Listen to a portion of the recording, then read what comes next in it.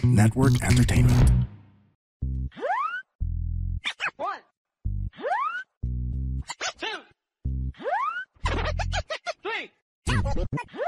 Welcome everyone sa panibagong episode ng Machong Chismisan. Kasama niyo pa rin po, Makoy Pare, your showbiz bro, yung corporate slave at ang yung resident macho next door. At kasama ko yung kaibigan ko, walang iba kundi si Ikes, galing sa Singapore. Hi Ikes! Uy, magandang araw. Musta? Ikes! Okay na okay lang Ikes. Biglang buhos yung ulan nung nag-start tayo mag-recording. Pero Ikes, di ba nasa Singapore ka na for the longest time? Mga ano naman, magti 4 years ng ganyan. 4 years ka na sa Singapore. Hmm. Pero bago ka dyan sa Singapore, mga nakailang may na-try ka na bang ibang bansa? Iba-iba pero Asia eh. More on ASEAN like Thailand. Yan. Pero yung talagang tinirhan mo, Singapore. Singapore, oo, Singapore. Kasi nabasa mo na ba yung nagva-viral ngayon sa sa Reddit? O hindi pa? Oo, nakita ko nga yun. At ako, babasahin ko na lang for the benefit. Sige. Kasi gusto ko pag-usapan yung nabasa ko sa Reddit eh. Sige. Kasi, eto. Hindi ko makita kung sino nagsulat. Pero ang sabi niya, first time ko mag-ibang bansa, tangina hard mode pala sa Manila. Batang Manila ako, as in tubong Maynila. Sa may Sampaloc ako lumaki, sa Quiapo ako nag-high school, sa Ermita ako nag-college. May ex-GF ako sa Pandakan. Tumira rin ako sa Tondo nung naglayas ako. Nung medyo nakaluwag-luwag, pumunta ako sa Taipei, Taiwan para makakita ako ng ibang kultura. Holy fuck. Yung mga basic na serbisyong talagang binibigay sa tao, sidewalk, transportation, at putya, walang mga enforcer sa daan, pero ang disiplinado, pati mga bus at train ay on time, yung mga pagkain ay value for money talaga. Doon ko na-realize na tangina, sobrang corrupt sa atin. Hindi binigay yung basic sa atin. Ako, parang agree din ako dito. Ikaw, tatanungin kita, Ike's. Well-traveled ka rin, di ba? Hmm. Pero ano yung unang bansang napuntahan mo outside of the Philippines? Pare. Saka ilang taon ka nun? Ilang taon ka nun? Hindi, Bangkok yun eh. Thailand. 2016, Thailand. Oo. Medyo walang pinagkaiba yun sa sa Kasi, Pilipinas. ayun, agree ako sa iyo doon. Kasi ako galing ako Thailand last year lang yata. Last year lang yata. Basta naikwento ko sa iyo yun eh. Galing ako Thailand mga last year. 2 weeks ako tumira doon. Parang nasa BGC ka lang doon eh, no? BGC Makati. Hindi nga BGC eh. Parang nasa Pasay din eh. May mga lugar na parang Pasay eh. Siguro, yun, tama. Siguro yun yung perfect example nun na parang may lugar na parang hindi nalalayo sa Maynila and merong mga lugar doon na parang depende kung nasang lugar ka. Yun siguro yung pinaka-best example. Oh, for example, may lugar doon na parang Sukumbit yata ang tawag doon. Yung Sukumbit. Sukumbit. Oo. Kung ano yung naaamoy mo sa ilalim ng Hillpuyat na MRT. Parehas lang eh, no? Oo. Tapos na-try ko din doon pare Grab. Grab nga ba yung... Pero yung, when I say Grab, yung nakaangkas. Oo. Puta pre, yung feels pare, parehas lang ng parang nasa Malate, Manila ka. Pero Ganon. mas matindi ang nila doon eh. Mas marami silang motor. Ay, oo, pare. Mas common ng Grab sa kanila, Grab bike, yung mga ganon. So, kumbaga, si Thailand, bukod sa kamukha natin sila, kaya mas nagiging homey sa atin, medyo malapit pa. Hindi pa masyadong... Pero public transport nila doon okay din, di ba? Yung mga train nila. Para sa akin, okay yung train nila. Ang train nila okay, pero ang road traffic, more similar sa Pinas. Yan. Agree. Pag rush hour. Pero, yung mga expressway nila doon, putya pare, walang lubak. Kaya, oo. Kita mo yung mga Thai culture na kotse, yung super lowered na. Oo, kasi nga hindi natatakot na malubak yung mga yung mga may mga improvements ang Thailand versus sa atin. Ganon. Pero ako, ang pinagkaiba siguro natin, ako kasi, ang unang out of the country ko, kung hindi ako nagkakamali, Hong Kong. Ayan, parang starter pack yan eh, no? Starter pack ng travel yan para sa mga medyo nagsisimula. Tandang-tanda. So, medyo iba. Medyo iba na yung Hong Kong kumpara sa Pinas. Tangina pre, pagdating ko sa Hong Kong, nung nasubukan ko yung public transport nila, doon ko puta nakita, around mga 2014, 2012, mga ganun. Tangina, isipin mo ganun katagal doon ko na napagtanto na putang ina, napakaalang kwenta ng public transport ng Pinas na talagang napakalayo ng ano, napakalayo ng estado natin dun sa mga ibang bansa sa yung kumbaga yung agree ako dito sa sinabi sa natin na putang ina hard mode nga yun nandito sa Pinas. Di lang Pagdating hard sa ano. move, pare. Ultra hard nga minsan eh. Kumbaga sa ano, naglalaro ko ba NBA Live? Oh, depende sa season yan eh. Professional. Yung five Oo. star, tangina yung hindi ka mananalo, ganun kahirap eh. Kasi Depende sa depende sa season. Oo. ay puta na may season pa. Pero yung sa Hong Kong, pre, puta nakaranas ako dun, pre, doon ka makakitang sidewalk na sidewalk talaga. Eh dito, tangina, makakita ka lang ng sidewalk na matino dito yung parang up to international country standard sa BGC. Pero technically, ang BGC hindi rin ganun ka papasok sa ano kasi ang hirap ng transportation sa BGC eh. Oo. More on Grab ka pa rin doon. May bus pa rin pero medyo pang mandirigma yung pakikipagsapalaran sa bus. Putangin na, pre, pag nagbas ka sa BGC, hindi naman dadaanan yung kasulok-sulukan ng BGC. Main roads nga lang, main roads. Pare, alam mo kung saan ko na-experience yung parang ano, parang minura talaga yung pagka-Pilipino ko na putang inang bansa mo, ang pangit ng bansa mo. Punta akong Melbourne this year, di ba? Ah. Putang ina, pre, libre yung sakay. Yung tram. Yung tram, libre yung Oo. tram. Kaya di ba? Parang, Lord, bigyan nyo naman kami ng tram, libre. Kailangan namin dito yan. Kami yung mahihirap eh. Ang sarap pare, doon ako nakaranas na puta. Parang, hindi naman yung buong tram yung libre. Parang, meron silang BGC area sa Melbourne. Yun yung parang yung BGC nila. Na pag sumakay ka doon sa tram, basta within that same BGC, quote-unquote BGC area, libre yung tram. Kaya puta hindi nabawasan yung parang beep card ko doon. Ang sulit, pre.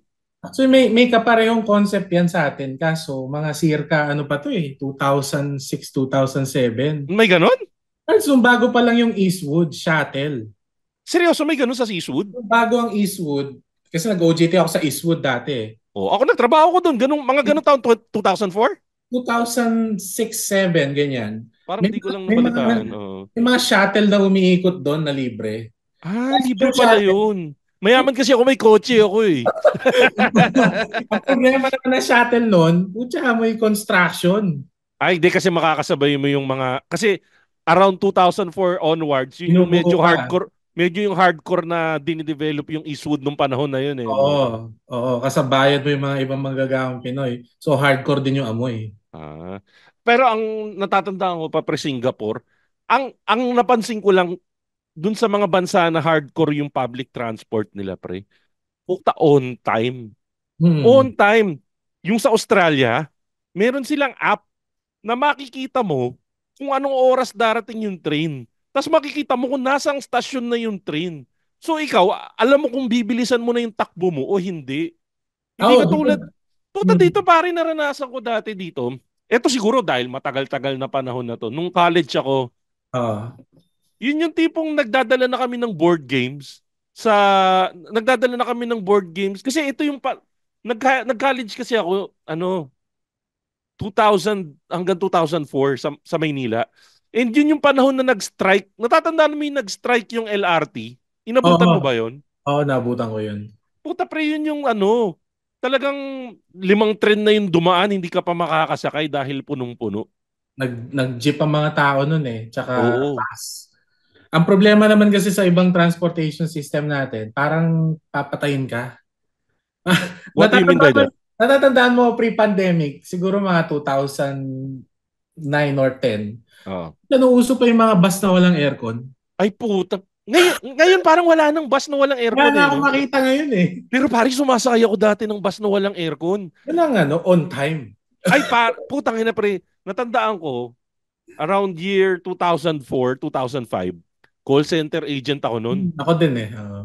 Mula Monumento, pag late na ako, Monumento, sasakay na ako ng bus na walang aircon. Kasi puta yun yung express. Pero Oo. puta, dadaan pa rin ng Balintawak yun, magsasakay ng banye-banyerang isda yun. Pero puta pare, dun mo makakasabay yung babaeng sumakay sa Monumento ng basa ang buhok. Pagdating nyo sa Ortigas, tuyo na yung buhok. Pare, lipad Oo. lahat yun, pre. Saka alam mo yung Magallanes interchange na paikot ng gano'n? Oo. Feeling mo, bumababa yung gravity pag lumiliko doon. Gumaganon ka eh. Kasi, di ba kahoy yung mga upuan nun? Ay, oo, pare, yun yung hardcore doon. Pero yun nga, napansin ko nga, wala na nga, tama ka, wala na nga hindi aircon na bus ngayon. Tapos ang natatandaan ko, parang ang huling biyahe ng bus na walang aircon, yung mga Novaliches. Oo, oo, tama. Yun yung mga kahoy talaga, pare, yung ano. Mm. Pero pare, ang isa na napapansin ko nga talaga sa ibang bansa, pag kinumpara mo, pare, ako na-appreciate ko lalo, kasi nga ako nandito ako sa probinsya, di ba? Oo. Pare, hindi uso sidewalk dito. Kalsada. Pare, seryoso pre. Yung sidewalk dito, ang meron lang dito, kalye, yung pinaka-sidewalk, lupa na. Tapos gate. Hindi, kasi katabi nun, pare, palayan na. O kaya kung, Grabe. ganon yung itsura dito. Kaya pag napupunta ako ng BGC, o kaya yun nga, pag nag-abroad ako, sobrang appreciated ko yung sidewalk na puta malaki pa sa kalye natin dito sa Pilipinas. Sobrang ano. Tapos, yung sa Singapore, best example, sa Singapore, di ba kayo dyan sa Singapore, pre, dinisign yung underground system na lalabas siya sa certain buildings kasi nga mainit. Para Oo, yung mga tao, kasi putang ina dyan sa Singapore, hard level naman din yung temperature dyan, di ba? oo, tama, tama. Napakainit. Mm. Tangina, babaskilin ka talaga dyan. Yung tinuro sa akin doon, na nakadesign yung underground system, nalalabas siya doon sa mga major buildings para yung mga tao hindi nalalabas at hindi mainitan. Tama ba yun? Tama, sa CBD halos connected lahat underground.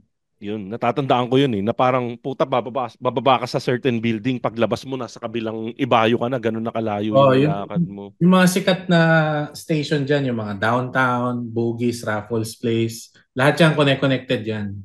Hmm. Pagka bumaba ka ng Raffles Place, tas yung building mo, siguro mga 2 kilometers away. Kutya pa, di ka papawisan kasi aircon yung lalakaran mo. Saka ang nakakaingit pre, yung proper urban planning. Puta, isipin mo, ang ganda pakinggan no, proper urban planning. Tandaan, ang pinaka na mindfuck talaga ako, ito Hong Kong. Doon ko unang naranasan.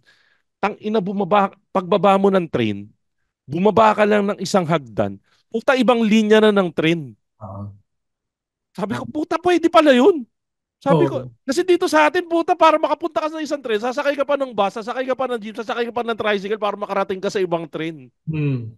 Puta, pwede pala yun. Classic example, yung Pasay Rotonda na MRT interchange papunta doon sa LRT na Pasay. Yun, di ba? Malayo-layo rin yun, di ba? Tatawid ka doon sa mall sa side nun eh. Tapos parang may risk pa na maduotan ka kasi puta may underpass pa eh. Pero actually, pero ito pare, syempre bigyan naman natin ng credit yung Oh, Pilipinas kahit pa paano. Meron na tayong gano'n. Yun nga, unang connecting yung Pasay MRT, EDSA station ba yun? Yung sa oh, EDSA. Magallanes. Oh, Ay, di, EDSA, yung dulo, yung dulo. Yung oh, dulo ng MRT, saka yung papunta sa LRT. Yun, may connecting. Yun ang alam kong unang connecting. oh. Pangalawang connecting na alam ko, yung dun sa Recto. Cubao, yung papuntang Hindi, Cubao. hindi yung Recto. Merong tulay galing dun sa LRT 2 papunta dun sa lumang LRT. Merong tulay na connecting. Ito ba yung parang Doroteo Jose ba to? Hindi yata Rec. dun. Basta sa may Rec. Recto yun, kundi ako Basta nagkakamali. malapit sa U-Belt yun, di ba? Oh, yun. Oh, Yun. oh. So kung galing ka sa may bandang Rizal, galing ka sa may bandang Mandaluyong, Marikina, yung mga galing doon, pwede na silang lumipat ng tren papunta sa LRT. So, inadapt nila kaya lang hindi nila nakuha yung hindi nila nakuha yung exact na hindi kasi ang hirap eh. Oh. Kasi nga ang susi yung urban planning, napakalayo ng urban planning. Yung Yung abang, kumbaga oh, inaabang nila yan yung eh. abang. Eh di ba nga ito nga yung dito nga sa North EDSA saka sa ang tagal pinag-awayan ng ng SM saka ng Trinoma yung multi-station. Alam Hmm. mo ba yung nangyari doon? Parang di na ako updated dun eh. Ang plano kasi, yung LRT na galing ng monumento, iduduktong yun sa MRT diyan sa North EDSA. Magkakaroon ng multi-level station Oo. na magkaduktong yung galing ng monumento, yung North EDSA, tapos yung papunta na ng Quezon City na panibagong ruta, yung Hmm. papunta ng Quezon City Circle. Parang ang nangyari, ang plano, sa harap daw dapat ng SM mapupunta yon. Yun yung nanalo sa bidding. Pero ang nangyari, napunta na doon sa may harap ng Trinoma, yung parang O kasi nasa multi-level site. station. Oo. Kasi pare kung sino manalo doon, pre, panalong panalo. Kasi isipin mo lahat ng bababa ng tren, pupunta na doon sa mall mo. Dadaan sa mall mo. Oo. Oo, panalo. Parang Grand Central sa Caloocan, di ba? Oo, Yun, tama. yun, ganun. Parang yun yung talagang nakakaingit. Tama, agree talaga ako dito sa sinabi dito sa ano eh, sa sa Reddit post na to eh, na ang daming naipagkait sa Pilipinas, nasa hard mode talaga tayo. Kumbaga, hindi binibigyan ng dignidad yung ano, yung mga commuter. Kaya hindi mo rin masisisi pre yung mga tao na mangarap bumili ng kotse kasi sa Pilipinas pre pag wala kang kotse, dadaanan mo lahat ng hirap na yun para makauwi eh. Oo, mas pagod ang commute kesa doon sa actual na trabaho. Kaya nakakaputang ina si Richard Gomez dun sa huling statement niya eh, no? Na tangina minsan na lang may nagawang maganda yung gobyerno. Pre, ako, alam mo, Duterte hater ako, 'di ba? Hindi perfect yung EDSA carousel. Hindi Oo, perfect. Pero ang laking improvement nun. Ang laking improvement nun. Pre, yung mga taong nagko-commute, nagkaroon sila ng lamang sa ating mga may kotse. mabilis Na, yun ngayon. putang bilis. May nakikita ako kaya daw ng 1 hour from Ayala going to Monumento. Na pag ikaw naka-private ka, hindi mo kakayanin yun. Yun lamang. Kaya lang, ang problema lang, sobrang hardcore cardio ka nga lang bago ka makarating dun sa mga stasyon. At saka kita mo yung pila. Oh, pare sa akin, nung una medyo bad trip ako doon sa pila. Oo. Pero kung matanda ka na katulad natin, natatandaan mo yung mga panahon na nag-aagawan sa EDSA yung mga yon. Oo. Oo. Hindi Tsaka na rin masama yung pila para sa akin. ang nagpauso ng mahabang pila na yan dati, isa sa mga hardcore talaga yung Park Square sa Ay, Spark. Makati. Oo, Spark Mas Square, puta. landmark. Putya yung mga papuntang Pateros. Kasi dati Oo. nakatira ako sa may bandang Comembo, Makati eh. Oo. Pagka malapit na yung Pasko, tatandaan ko yon yung pila nung jeep ng Papateros, Oo. putya pare, dalawang ikot na ng landmark. Tang Yung, ina hard. Actually, totoo naman, yung pila na yan, madami pa rin nga pila ngayon. Kasi may nakita akong vlog recently. Familiar ka sa kaya Ayala, lalo, Ayala Interchange. oo, oo, Yung bago ngayon. oo, Doon sa, yung dating hotel yun dati, di ba? Hotel. oo, Oh. Intercon dati yun. In fairness, pre, maganda na yung sistema. Kaya lang, yun nga, may pila pa rin. Pero para sa akin, in fairness okay na yung nakapila sila sa lugar na may bubong and Oo, everything. Kesa katulad dati, tandang-tanda ako nung bata ako. Pag nagtatambay ako dati sa Glorieta at inabot ako ng gabi, ang tagal ko nakahintay sa may Ayala o kaya sa EDSA para makasakay. Pag umulan, makikipag-agawan ka pa. So, oo.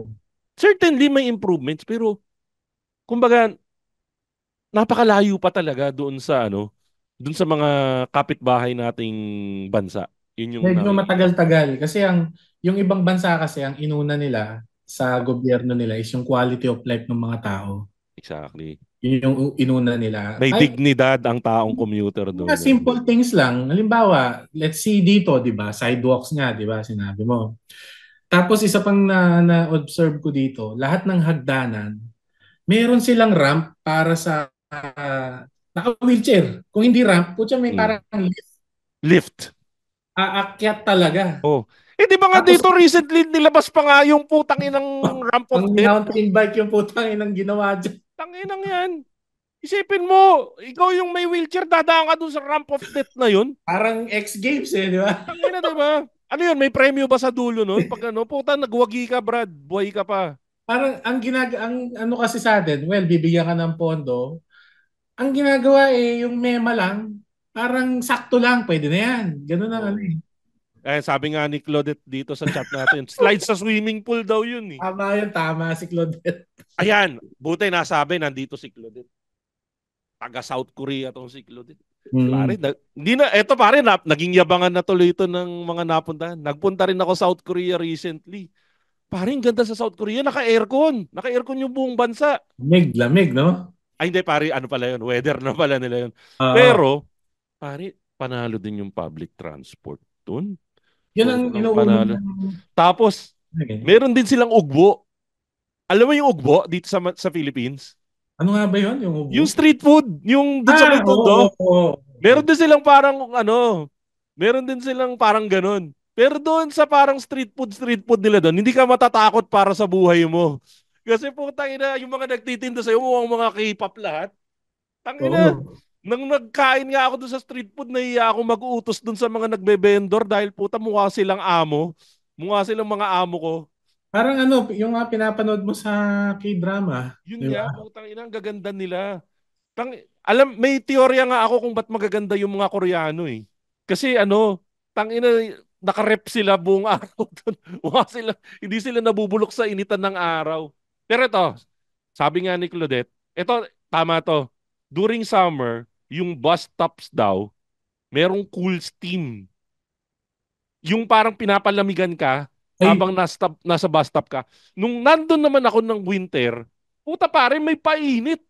may Yung bus heater. stop, may heater yung ano, may heater yung Sarap. bus stop. Talagang may respeto sa tao. Dito sa atin, putang na, ni electric pan wala eh. Sinimula.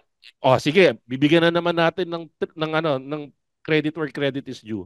Sa Hmm. Manila naman, nagbigay naman ng wifi. Oo, may Manila Wi-Fi. Pero Oo. hindi ko pa na-try yun.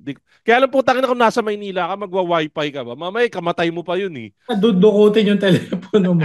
Ayun, isa pa yon Oh. na-observe ko mula nung lumipat ako dito, yung safety.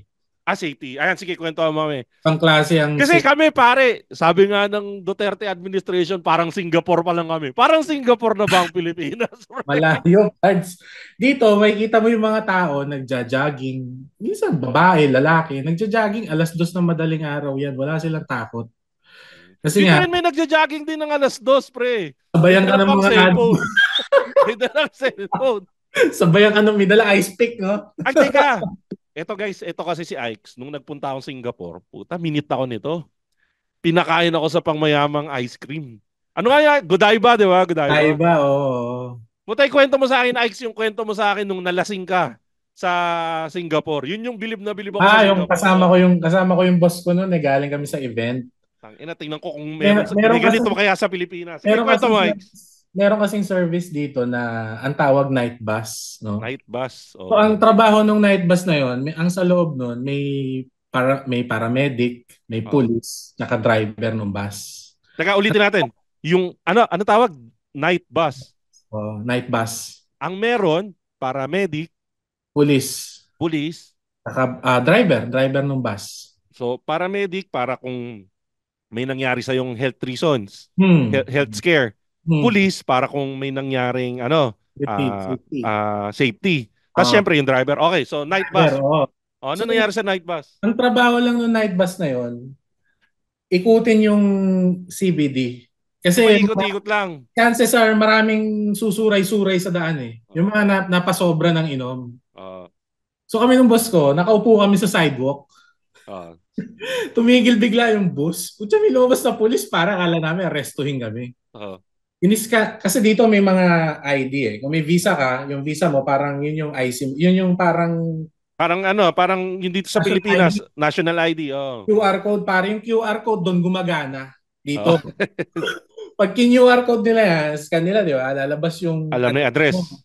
Tatanungin ka nila, may kasama ka bang pwede sumundo sa'yo? Kaya mo bang umuwi? Pag sinabi mo hindi, sasakay ka sa bus. Oo. Pagdating sa bus, babitals ka nung paramedics. Oo. Ibabitals ka BP. Puta! Wala pa nakikita. Hindi ba dahil mukhang high blood ka lang, pre? Ewan ko, pero matik yun eh. Sabi, Babitals tangin ka, na ba? dito nila. Sabi, malaki tong lalaki na to. Baka mamatay sa atin to. I-BP mo muna. Alam na, itsurang nakainom na eh. Pulang-pula, may Asian flush na, di ba? Oo, sige, sige, sige. So, So ikaw, yung boss mo, binipi rin o ikaw lang? binipi kami dalawa. Oh. Kasi Mataba ba yung boss mo? para yung boss ko, yun, normal na Amerikano. Okay, Parang okay. David Archuleta build, ganun. Puta, David Archuleta. Parang Ang pogi luma na. ng David Archuleta. Puta. Parang payat na pogi. Okay. Tapos, alam mo, pogi talaga eh. Na bakla. So, Di ba bakla? Di ba lumabas na si David Archuleta na bakla? pero yun, totoo yun kasi may anak yun, straight yun. Ah, Yung okay, boss okay, ko. okay. So, Wala namang problema kung bakla. Walang problema. oo. Sige, So, sige. edi yun. Pangalawa, nung nakuha na yung vitals, so halata nakainom kami kasi yung boss ko kumakanta na eh. Mm. Diba? Mm. Pangalawa, binigyan kami Pocari Sweat, pare. Puta, binigyan pa kayo ng Pocari Sweat! Oo, tsaka May budget!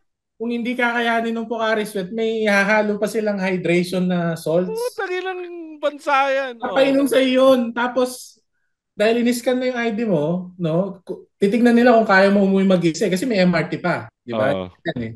Pag hindi na, yung talagang kumakanta ka na, ihahatid ka na. Tang Door to ina. door cards, door to door. Puta, door to door, parang LBC. Oo, door to door, door to door. Ano, hinatid ka ba? Ano, hinatid ka? Hindi, umalma ako kasi kaya ko pa. Yung boss Ah, ko ang inuwi. Kasi ayun. talagang yun, halos kargahin ko na eh. Dito naman sa atin, pre, ganun din eh. Kaya lang di ka na makikita kinabukasan. Hindi, pero meron silang pinauso dyan kaso may bayad eh. Oh, tokhang. Eh? Magbabayad ka rin. Kaya lang, magbabayad ka para hindi ka mawala. Para hindi ka maging kwento. Tangina Oo, mo tsaka ha. okay, bibiglang liko ka, di ba? Hold uping ka. Pero Yun, yun nga, ganun, hinatid yung boss mo. buti Hinatid. yung boss ko. Yung boss ko, text pa kinabukasan.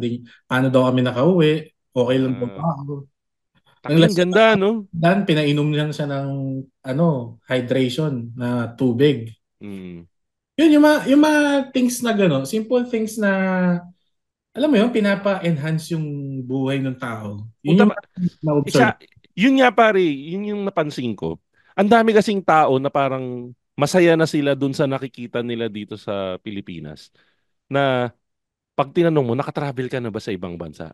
Kasi pag nakapag-travel ka sa ibang bansa, putang inamumurahin mo lahat ng nakikita mong bare minimum na binibigay Ngayon, sa'yo dito ganyan sa din ako noong Pilipinas una. eh. Di ba, sa Facebook may mga nagpo-post na nag-travel sa ibang bansa. Tapos biglang may magko-comment, parang BGC lang yun. Ganon, di ba? Oo. Pero ako mismo yung magte-testify, testament na, putya, iba talaga. Ah, Pati yung teka. Parents, this is your cheat code to understanding your gamer kid. This is Keri Kita, Guide for Non-Gamer Parents. I'm Ray. And I'm Joey. Hardcore gamers, hardcore parents. Let's learn from each other. Dito, Keri Kita.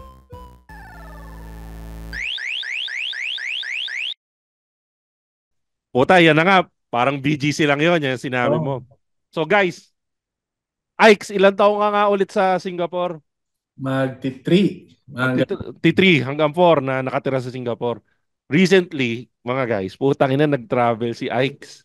Pumunta saan ka nagpunta? Sa US. US. US. Ikes, kwento mo sa akin, tangina. Kasi guys, di ba medyo high tier na si Singapore? High Mm. tier na. Anong nakita mo na pinagkaiba? Saan sa US ka nagpunta, Ikes? Sa San Francisco tsaka sa Las Vegas. Tangina, medyo legit na. Ano, hindi yan probinsya Oo. mga ano. O ano, Kasi yung, medyo lumamang ba yung San Francisco sa saan ka? Las Vegas? oo. Medyo lumabang ba sa Singapore o parehas lang?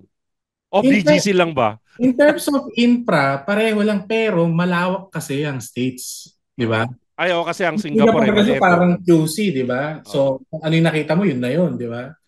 Pagdating mo sa US, parang, wah, ganda ng infrastructure dito, tas may bundok. Ah, Tapos, kumbaga para kang nasa Pampanga, pero may infrastructure, parang oo, ganun. oo, parang Clark, ganun na, pero times 10 yung infra, di ba? Oo. So, paglabas mo sa airport, putya, mabango yung hangin, pare.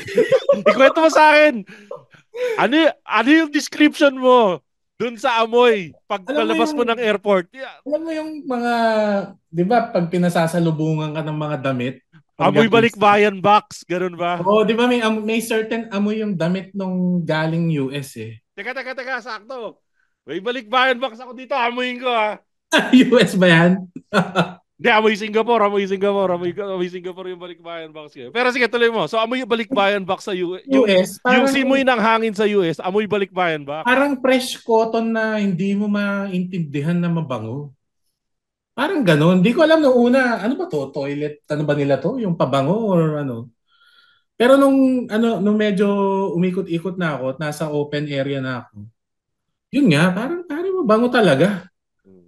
Pero hindi mo mapagkakait na kasi sa US, meron pa rin namang mga homeless, di ba? Ah, oo, Yung totoo. mga Ah, homeless, putang ina, ang problema naman kasi, eto na naman tayo, siguro ito yung dugo nating api eh. oo. Tangina yung mga homeless doon, pre, mukhang amo natin eh. Yun pa. Putya, may makikita kami homeless doon, may dalang corgi na aso. May Ang corgi, Tangina ko homeless yan, napakamanyan. may corgi. Ako Oo. nga wala. Ako nga medyo angat buhay na ako dito. Wala akong corgi eh. Basta kami Tangina, sa yung, basta kami sa traffic, pare, may corgi. For my corgi. Siyempre, makukutan yung mga tao, binibigyan nila ng pera yung corgi, di ba? pero in fairness naman kasi yung corgi doon, yun yung parang aspin-aspin lang naman Oo, din yung yun yung corgi parang doon, di ba? asin nila doon, mga German Shepherd, mga ganun, Oo. mga security dogs. So walang kinalaman, kumbaga dito sa atin, parehas din yun nung palaboy dito na may dalang aspin, ganun din. Oh, So, yun lang yung oo. lamang. Actually, nung nagkaroon ng base sa atin, yung Clark tsaka yung Subic, parang US vibes na rin yun eh. Kaso napabayaan lang eh. Totoo. Na Pero tsaka in fairness, maganda naman talaga sa Clark saka sa pinalayas Subic. nila yung mga Amerikano, pare. Tang- Hindi pala pinalayas, umalis kasi pinatubot sa ayaw maniwala. Ako kasi laking Pampanga ako, di ba? Oo. Yung mga tatanda ko, yung mga lola't lola ko noon nung sumabog yung pasabog yung pinatubo po. Wrong ano lang yan, fake news lang, di totoo yan. Tapos nung dumilim na, wala na, iyakan na, di ba? Legit naman, legit. May kultura tayong ganun na ano eh. Pag nasa sakuna na, hanggat wala pa sa kasagsagan, di tayo maalis. Ay, oo. Totoo naman yan. Kasi miski naman kami, pag nababaha Hmm. kami, puta na, sa second floor na, di pa rin kami aalis eh. Oo, Kasi, kasi nandun pa rin yung worry mo na pag umalis ako dito, putya, baka tirahin yung mga gamit eh. Di ba? totoo. Hindi, legit naman kasi. Di ba nga, dito sa atin, uso naman na putang ina, nagkakasunugan na nga, may mananakaw pa sa'yo. Legit yun. So, hindi mo rin talaga. Saka, pare, ito lang ha. Ikaw, pare, nakatira ka sa exclusive subdivision. Sasama ko yun, Hindi, sasama. hindi, sample lang. Ikaw, nakatira Oo. ka sa exclusive subdivision na binaha. Hmm. Putang ina, pag ikaw ba yung evacuate pa na nakatira ka sa exclusive subdivision, papayag ka bang pupunta ka sa evacuation center? Siyempre Sa hindi. basketball court, no? Oh, Tsaka, doon na lang ako sa bahay ko. Magtsatsaga na lang ako sa bahay kaysa itira mo ako sa evacuation center. o kaya yung ibang may kaya talaga, mag-hotel yan. Yan, mag-hotel. Yan, o, di ba? Saka iaangat nila yung mga kotse nila sa mall. Kaya mauso Oo. na yan eh. Oo. Pero Pero, maganda naman, ang na-notice ko naman na change sa atin, yung mga mall, may simpatya na ngayon, ah, nagpapalibre ng parking na pag may baha. kasi in fairness naman, yan, ang mga ano diyan, SM, yan, may mga Matik free yan. overnight parking. Hindi, saka hindi lang hindi lang free parking. Meron na rin sila na pwede kayo magstay sa loob ng mall. Oh, O meron na rin. pwede kayo May, tumambay doon, palipas Oo, meron parang may certain area sila, siguro events area or something. Pwede na kayo. Tapos nagpapakain pa sila.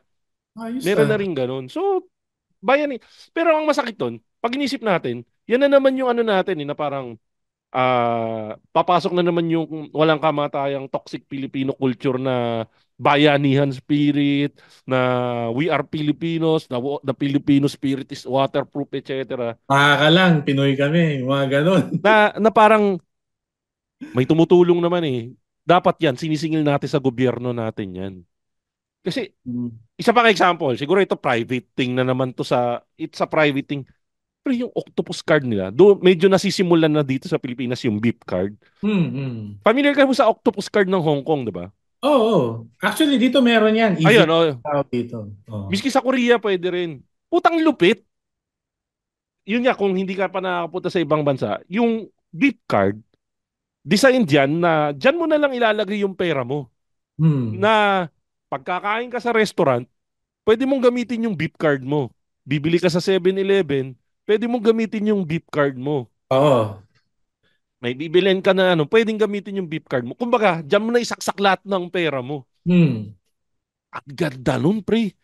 Tuwan-tuwa ako nun nung nasa ibang bansa ako nun na specific nga na una ko naranasan sa Hong Kong. Sabi ko, pwede gamitin sa 7-Eleven? Pwede pala yun. Pwede. Yun nga, na parang, Actually, may isa ano? pa akong pet peeve na na napansin din.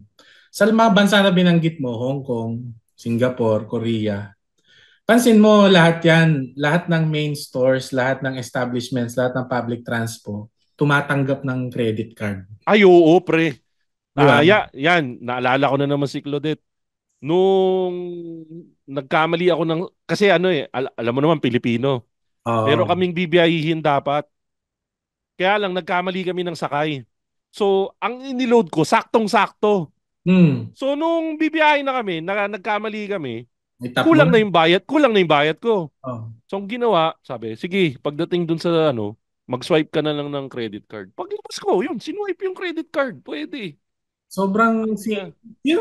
ito yung mga bagay na napakaliit na bagay pero napaka-convenient, di ba? Oh, yung isa pa, sa alam mo ba na yung last 2 trips ko, Singapore, Korea, hindi na ako nagpapalit ng pera. Kinard ko na lang lahat. Tama. Which is Sabi tama. ko, putang ina, ba't pa ako magpapapalit? Card ko na lang. May puntos pa ako. Tapos ito, actually, ang galing ni Claudette, I was about to say, pare, yung kanina yung reference ko sa Ugbo, saka dun sa food park ng, food street ng Korea. Claudette, pakitype nga ako anong pangalan ng food street na kinainan ko madalas sa Korea. Kung natatandaan mo yun, nakwento ko yata sa'yo yun. Pre, food trucks. Tumatanggap kung yung ka-level ng manong na nagbebenta ng quick dito sa Pilipinas. Oo. Puta, tumatanggap ng credit card. Oo, dito din meron yan. Yan, Samyong. Thank you, Claude. Samyong Dong. Putang ina. Well, at least dito bigyan natin ulit ng credit ng Pilipinas. GCash cards. Yan, nagkakaroon na ng GCash. Meron na dito sa amin, sa may bandang kanto namin, nagbebenta ng barbecue sa kakwek-kwek. Meron na siyang GCash barcode. So, tingin ko papunta na doon. Takot lang yung mga tao siguro sa credit card, pero yung GCash, pre, nagiging effective na. Actually dito, pre, pag nagbayad ka pa ng cash dito at halimbawa, bibilin mong kape dito, yung mga hawker centers, di ba? Maliliit, parang karinderya sa atin. Titindahin ng kape dito, $1.50 eh.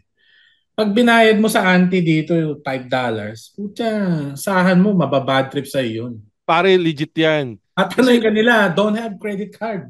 Oo. Why you paying too much? Gaganon sila. Kasi nga, na-intercept mo yung pila, pare, mahaba yung pila, di ba? So, ang gusto ng tao dito, efficiency. Tap lang, alis ka na. Naranasan ko yan, pre, sa Singapore, sa Thailand, yung Starbucks na malapit do sa opisina na pinupuntahan namin, hindi ka pwede magbayad ng cash. Card lang. Oo. So parang nung una, namumroblema pa yung misis ko kasi wala nga siyang dalang credit card nun. Ang ginagawa, hinihiram niya yung credit card ko para makabili siya. Ito pa, tama din yung sabi ni Claudette. Nire-reward ang mga tao based dun sa gamit ng mga cashless na transaction. Dito din yan. Ang uso dito, puro member. Lagi kang tatanungin pag may binili ka dito, are you a member? Ganon. Kasi para may points. Bibili kang pabango, are you a member? Ay, oo. Totoo yan. Ay, sa duty free, tatanungin ka, are you a member? Tapos magtataka ka, anong member? Tapos may papakitang QR code sa'yo. Mag-member ka doon. May rebates.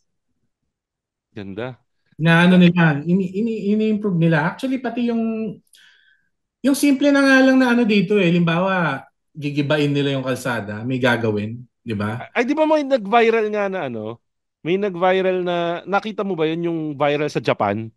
Na putang ina, giniba yung kalsada, alas 8 yata ng gabi. Alas 8 ng gabi. Puta, alas 7 ng umaga, wala nang bakas. Oo. Dito naman, pre, kasi never ending ang construction sa Singapore. Lagi silang gumagawa ng train station dito. So, laging may rerouting ng mga daan. Ang maganda dito, yung sidewalk, pre, halimbawa, magagambalain nila yung sidewalk, di ba? Gagawain sila ng bagong sidewalk para lang maitawid ka dun sa dinadaanan mo. Ay, oo. Nakita ko yan. Sabi ko, sidewalk na yun. Ang lupit. May scaffolding na may bubong. Exactly. Totoo yan. Putang ina, sabi ko, ang lupit ng Singapore. May ginawa lang nakali, gumawa pa ng panibagong sidewalk. Oo, di ba? Doon sa ginawang sidewalk, gumawa pa ng sariling stoplight. Oo. May Tapos bubong pa. Yun nga, tangina, hindi lang basta sidewalk. Putang ina, may bubong pa. Yung sabi ko, yung ginawa nilang temporary, ito na yung magandang level sa amin. Oo, tama. Tapos ang hardcore dyan, di ba nakakatawa? May tunog pa yung sidewalk dyan. May ibon. May ibon yung traffic light. Doon, tangina sa ibang bansa guys, may tunog yung yung pag tumatawid ka. Yung sa Korea, kung di ako nagkakamali sa Korea, parang tuk tuk tuk tuk. Ganun din ba sa Singapore? Di ko lang matanda. Yan, tangina. Para sa mga mga disabled na mga kapatid natin. Saka may di ba? May marka sa sahig para sa mga bulag. Oo, para oo. alam nila kung saan sila naglalakad. Tangina. Dito ang may marker lang sa Pilipinas, yung Baguio, di ba? Yung sahig, yung Oo, meron. Lazada. Tangina. Tapos ito sabi ni Claude, ako personally, yung tunnel dito, mahahaba. Meron ding underwater tunnel. Meron dati taxi driver, sabi, mga highway at tunnels nila dati, gawa ng Filipino engineers. Tapos nung nakapunta kami sa Kaibiyang, ayun, napais. Kasi di ba dito sa atin, sobrang hype na nung Kaibiyang tunnel. Oo. Tangina kasi, bira magkaroon ng tunnel dito sa Pilipinas eh. Hindi mo masisi yung mga, kita mo, yung sabi ni Claudette, yung mga engineers na gumawa, Pinoy, di ba? So Oo. ako, halimbawa, ako pumunta, nandito ako sa Singapore, di ba? Pucha, kahit saan ka lumiko dito, 1 out of 5 siguro dito may nagtatagalog. Ay, oo, Tapos, pre. bumaba akong SF San Francisco, di ba? Paglabas ko ng airport, pre, yung mismong nag-deliver sa amin ng car rental, Pinoy. Tangina. Ang daming Pinoy. Hindi, pero yun nga eh, di ba? Hindi mo Ah. rin masisisi kasi talaga, yung isa pa, ito pa yung isa pang rason nga na sinasabing hard mode dito sa Pilipinas. Yung best example dyan, pre, yung provincial rates. Meron nagba-viral ngayon sa TikTok. Si Ellie ata yung pangalan nun. Ewan ko kung nakita mo na yun. Si Ellie, siya yung parang mahilig din mag-rant sa political Ah. things. And malaking topic din ngayon sa Pilipinas to eh. Yung provincial rates. Kasi kaya nakatambak lahat ng tao sa Maynila kasi nga puta, mas malaki yung bayad sa Maynila. Ang na Hmm. best example, pre, yung sa Cainta. Di ba may SM, may Santa Lucia doon, saka may katabing mall sa Cainta. Ah. Ang ina, tumawid ka lang ng tulay, parehas lang kayo ng ginagawang trabaho, nasa isang halos mall din kayo. Kasi Gusto magkaduktong yung rate mall ka eh. na. Provincial rate ka na, pre. Ay, yun yung medyo mahirap. Actually ang natutunan ko sa US kasi per state iba-iba ang tax, iba-ibang fees. So meron kang freedom kung saan mo gusto tumira. Hmm. So kung gusto mo magtrabaho ng halimbawa headquarters nyo San Jose, California, 'di ba? Gusto mo magtrabaho sa North Carolina kasi Hmm. mababa yung rates doon. Hmm. Pwede. Hmm. Wala lang.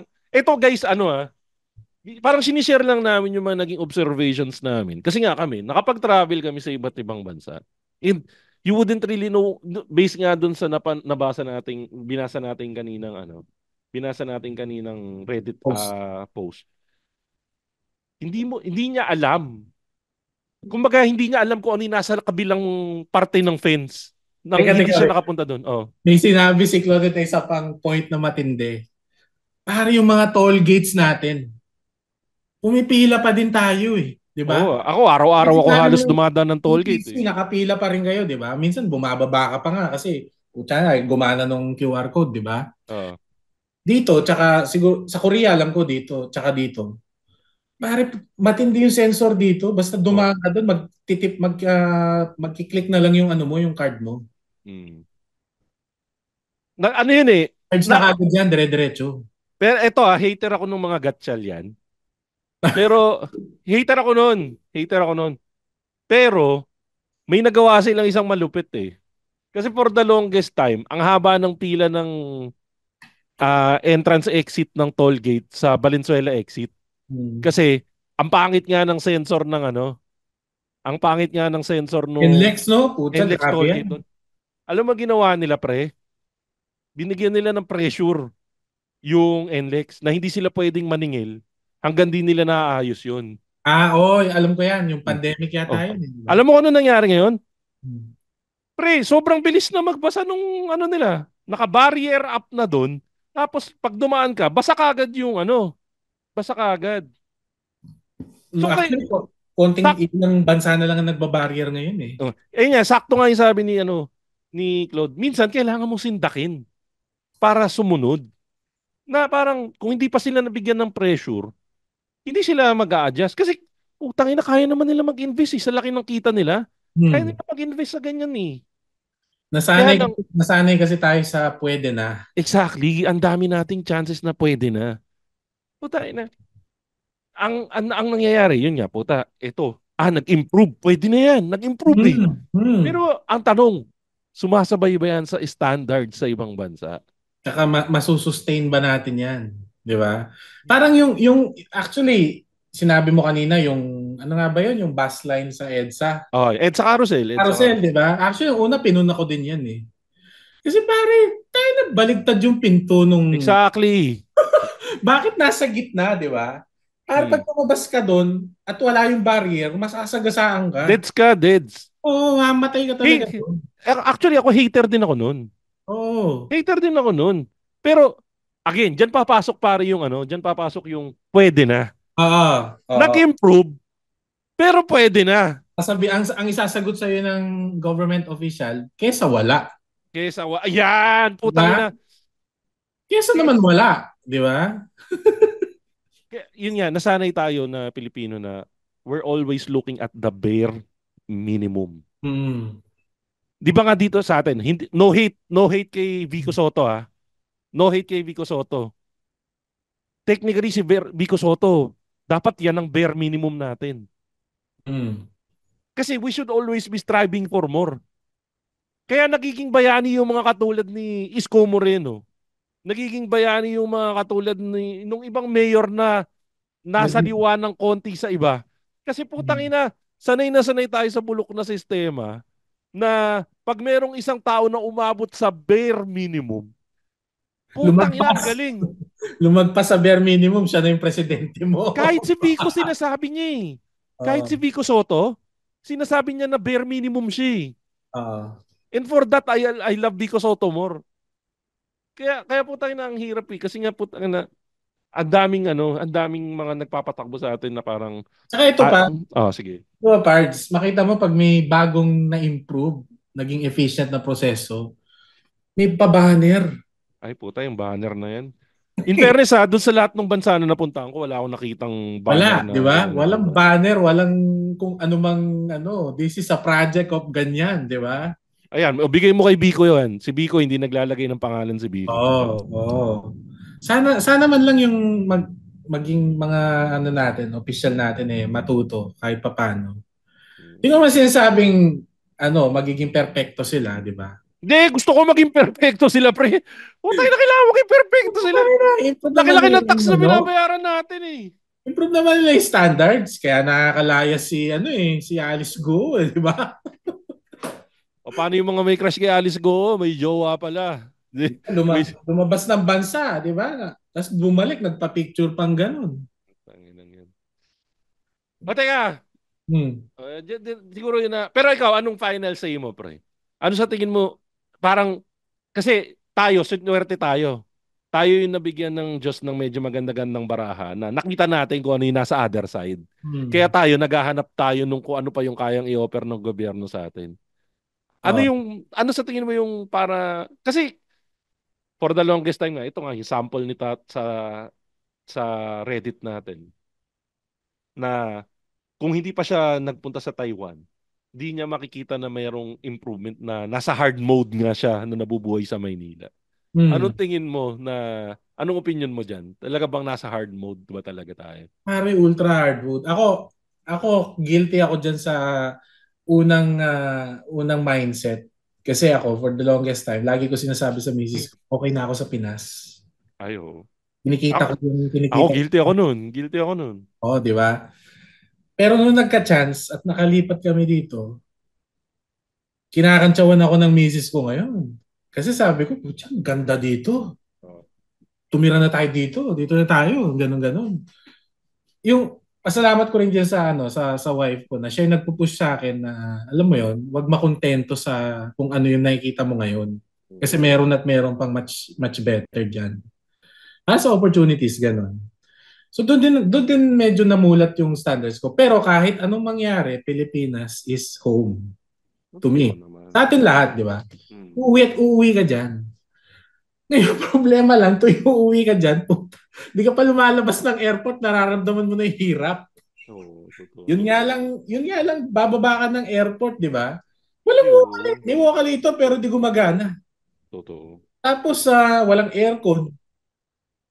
Alam ba dito may bagong pauso sa airport dito pag papasok ka sa immigration. 'Di ba dati nung pumunta ka dito, ini-scan mo yung passport mo, 'di ba? Yung yung sariling scanner na, Mata na. Titignan mo na lang yung camera, hindi mo na kailangan ilapag yung passport. Kilalaan na ng system. Isipin mo 'yon, inintegrate nila yung biometrics ng mata mo sa passport mo ng ganun-ganun lang. Sa atin, pre, nakita mo na yung ano natin, 'di ba? Yung may e-gates tayo. Mas mahaba pa yung pila ng e-gates kaysa doon sa mano-mano. Ayun. Yun na lang, kahit yun na lang isipin natin. Hindi naman sa ini-hate ko talaga yung pinasa, pero needs improvement baka naman, 'di ba? Baka sabihin na naman, puta, di dyan na lang kayo. Ikaw, tangina mo, Ike's, dyan ka na lang tumira sa Singapore. Di ka naman namin kailangan dito. Isa pa nating mindset yan eh. Di Shing, ikaw na pogi, gano'n, 'di ba? Sinishare mo lang naman para not to brag, 'di ba? To entice and to inspire na. Pucha, hindi lahat yung nakikita mo sa BGC, hindi pa yun yung 5 star. Tangina, beginner mode pa yun yung BGC. Pag napunta ka sa ibang bansa, ako hindi pa ako nakapunta sa Hong Kong. Asawa ko napunta sa Hong Kong. Maganda sa Hong Kong. Pero at the end of the day, iba-ibang kultura, iba-ibang bansa. Iba pa rin yung yung sinabi mo kanina na bayanihan tayo, di ba? Yun yung maganda sa atin, bayanihan. Ayun. In fairness naman, yun yung napansin ko lamang natin. Which is, mas matulungin tayo and everything. Kasi naranasan ko na parang pag nagtanong ka doon sa ibang bansa, no, walang pakialam sa'yo. Doon siguro inisip ko baka language barrier or something. Pero parang ikaw ba? O sige, yun na lang siguro yung pansara natin. Dito naman, teka, ito yung pansara natin. Kailangan na natin tapusin to eh. Ito yung pansara natin. Di ba lamang ang Pilipino sa hospitality? Filipino hospitality. Lamang na lamang tayo kahit saan sa mundo. Pumili ka. Filipino hospitality o yung anong tawag dito?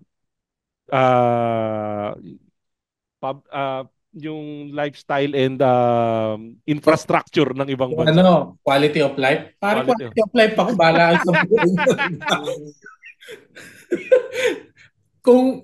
hospitable nga tayo, mabait tayo, pero hirap na hirap tayo, di ba? Ang hirap naman umuwi. Putangina.